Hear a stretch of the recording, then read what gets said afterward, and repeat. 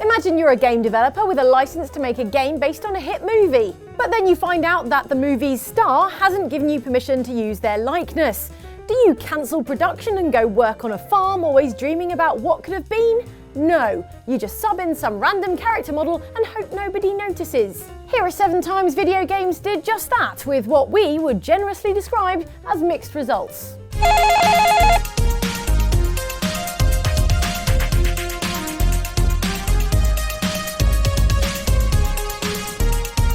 The world will surely remember 2006 as the year the Human Genome Project published its final chromosome, Ban Ki-moon was elected Secretary General of the UN, and hit 1984 action comedy Beverly Hills Cop was reborn as a PS2 video game. Wait, what? Why? It's not immediately clear why the 1980s blockbuster Beverly Hills Cop became the PS2 garbage fire Beverly Hills Cop, but what is immediately clear is Beverly Hills Cop actor and legendary stand-up Eddie Murphy had nothing to do with it. Because the first time you get a look at your game protagonist, Axel Faily, it seems the game makers didn't get the rights to the likeness of Eddie Murphy, or, for that matter, the likeness of any human being. Ugh. More like Axel Faily. Am I right? Anyone? The game begins with one of the most dismal forced stealth sections in history, in which Axel must infiltrate a garage full of shop mannequins in overalls, I mean baddies.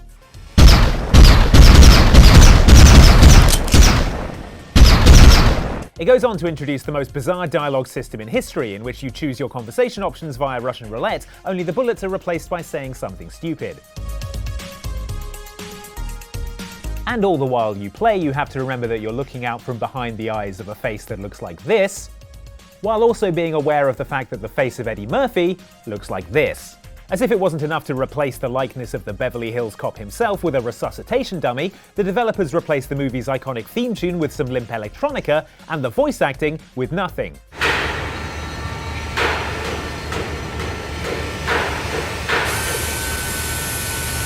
On the other hand, the vocal stylings of Eddie the Donkey from Shrek Murphy have yet to feature in any of the 19 Shrek video games, so don't feel too bad, Beverly Hills Cop. You're in large company.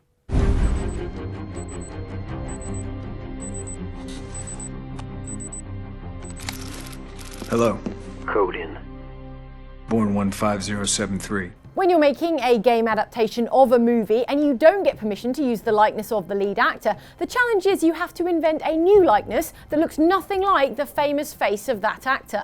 The makers of 2008 Xbox 360 and PS3 video game The Bourne Conspiracy got around this difficulty by creating a face so bland and forgettable it does resemble a real human being who could be a former CIA operative, but remains in memory as just a kind of beige balloon in a ribbed sweater. I'm forgetting it right now while I'm looking at it.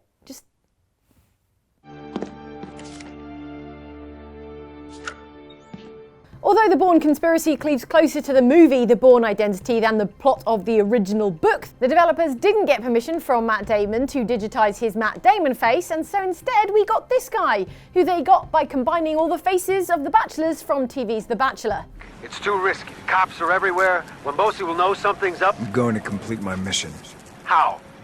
I'll go through the docks. The word is, among the reasons Matt Damon declined to lend his looks to The Bourne Conspiracy was his aversion to the game being a violent action shooter instead of a Myst-style puzzle game in which amnesiac Bourne must wrestle with his missing memories. On the bright side, having the world's least memorable face would make Jason Bourne the perfect secret agent and assassin, in that he could blend into a crowd and get through customs with no problem.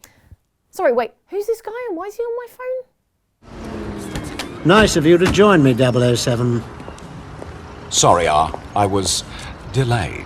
James Bond 007 Agent Under Fire was released at the tail end of the Pierce Brosnan era, where the actor was synonymous with the British secret agent, rather than synonymous with, say, Mamma Mia. So you might reasonably expect a big-budget James Bond game in 2001 to star the most recent James Bond, instead of a guy who, admittedly, looks like he could have gotten away with borrowing Pierce Brosnan's ID to buy booze. Oh, outsidexbox does not condone underage drinking. Other lawsuit sidesteps. Ironically, the plot of Agent Under Fire involves a secret human cloning project, which could have been used in a dramatic final act twist where it's revealed that you're simply playing as a slightly rubbish clone of the iconic 007. I mean, it wasn't, but it could have. One thing troubles me. How can I be sure you're the genuine article? I intend to prove it to you. Instead, you just play the entire game as a forgettably handsome version of the British super spy. James Bland, more like. Yeah, I said it. You can tell that EA were embarrassed about the whole thing from the fact that even on the cover of the game, you can't see Bond's face properly. Then, when the same development team did get Brosnan's face for the sequel James Bond 007 Nightfire, they somehow, inexplicably, still didn't spend enough money to have his voice as well. Instead, it was just some other posh bloke's voice coming out of Brosnan's instantly recognisable mush. The name's Bond. James Bond. Sure, because this isn't at all weird. He only needed the fuel. And here, there was but one place to go for fuel. Gas town. Mad Max the video game came out in September 2015, 4 months after Mad Max Fury Road, but the game was reportedly inspired by, rather than based on, the 2015 movie. Clearly the timing was significant though, and Warner Brothers, the entertainment giant behind both the game and the film, must have been counting on people's interest in the movie, converting into interest in the open-world action game of the almost same name. To that end, it might have been a boon for Warner Brothers to stick the lovely face of actor Tom Hardy on the character model of Mad Max Rockatansky, but no such luck. There would be no likeness of Tom Hardy, or even Mel Expendables 3 Gibson, the original Road Warrior, who would probably have had the time to nip into the studio to have his face scanned. He's not got a lot on. Instead, we got a serviceably gruff and grubby bearded Australian man who didn't look like Tom Hardy, but did look like the offspring of Nathan Drake and Russell Crowe. Or possibly one of those old toys where you drag iron filings onto a guy's face with a magnet. You know nothing of me. On the other hand, if they'd wanted you to think they'd acquired the rights to Tom Hardy's mush, they could have just had the player character model wear that garden fork mask from the film the whole time. No one would ever know. See? Where did Andy go? Is that Tom Hardy? Star of stage and screen? Oh my god, let's get an autograph. Because he's over there, look. With his signature face mask on. I'm Tom Hardy. Your punishment must be more severe. Remembering the way things were used to give me hope. But the truth is, I'm starting to lose faith. The key theme of the Terminator cinematic series is inevitability. And robots. And robots. Robots and inevitability. So, it was thematically apt that 2009 movie Terminator Salvation was adapted into the inevitable ho-hum tie-in video game that was piled onto shop shelves the same week the movie launched. Was it also inevitable that Christian Bale, the star portraying embattled Terminator Salvation hero John Connor, would refuse the game maker's permission to use his voice and likeness? Who's to say? What we can say is that instead of Christian Bale, the face of the Dark Knight, we got Commander Shepard moonlighting as human resistance leader John Connor. Connor, do you copy?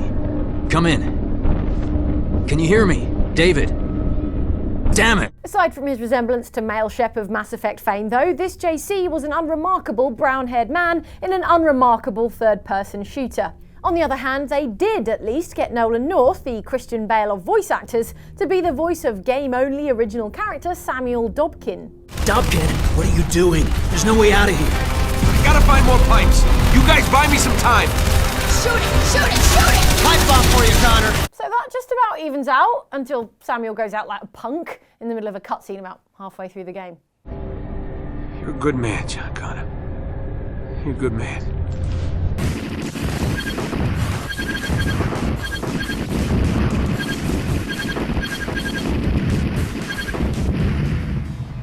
Way to go. Excellent. Speaking of Terminator, the 1991 arcade game Terminator 2 secured the rights to use the likenesses of most of its principal actors. That's right, Arnie, the good Terminator, Robert Patrick, the bad Terminator, and Eddie Furlong, the young John Connor, each reprised their role for the good of this arcade shooter. All the better to retell the tale of this science fiction classic. Who can forget that iconic scene where future John Connor's pickup truck races a team of sprinting golden Terminators through the dystopian wasteland of future Earth? Classic. The game didn't complete the set of original cast members, however. Linda Hamilton wasn't available to lend her likeness to the arcade game's version of iconic heroine Sarah Connor. That's right, so instead of my personal fitness icon Linda Hamilton, we got her highly accomplished stunt double, Debbie Evans, who is still pulling off amazing stunts in Hollywood, FYI. She's in Fast and Furious 8. Respect. Anyway, Debbie Evans stepped once again into Linda Hamilton's combat boots and donned her combat wig, probably, to perform the stunt of constantly jogging left to right and planting oversized ammo pickups for the player to shoot. before presumably jogging all the way off the right-hand side of the screen to appear at some kid's Terminator-themed birthday party. We got trapped on the bridge. Guy there says something about Salazzo and your consigliere. Consigliere? Tom, what else did he say, kid? This is important. What else? He said they were in an old diner in Brooklyn. Christ. I hope Tom is okay. He's not the fighting type. You know how it is. You wait around ages for an open-world action game based on an Al Pacino movie, and then two come along at once. No? Just me? At any rate, 2006 saw the release of both The Godfather 1 and Scarface: The World Is Yours, making Al Pacino, who starred in them both, hot property for the respective studios behind those two games. Or at least it made the likeness of young Al Pacino, who starred in them both, hot property for those two studios. In the end, Pacino signed an exclusive contract with the makers of the Scarface game to let them put his young face on their Tony Montana. Incidentally, the developers were less faithful to the plot of the film than the appearance of its lead actor, in that Tony survives the iconic death scene that practically defines the movie Scarface, and lives on to revenge himself on his many enemies, rebuild his crime empire, and also swear a lot to the point where the game got a Guinness World Record for sweariest video game ever. Because of the exclusive rights to Pacino's young face going to that game, the Godfather game had to make do with this guy, who you might recognise as the police identikit image of someone who saw Al Pacino in a half-forgotten dream, and then was asked to imagine and describe his theoretical cousin.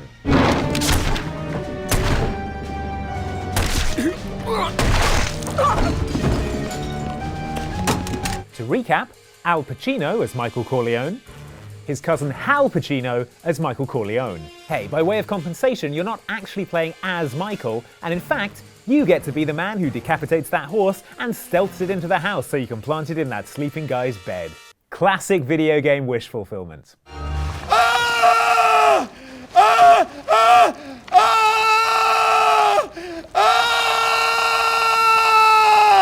Those were 7 times that a game adaptation of a movie couldn't afford the rights to the famous actor's likeness, and so we got some random generic likeness instead.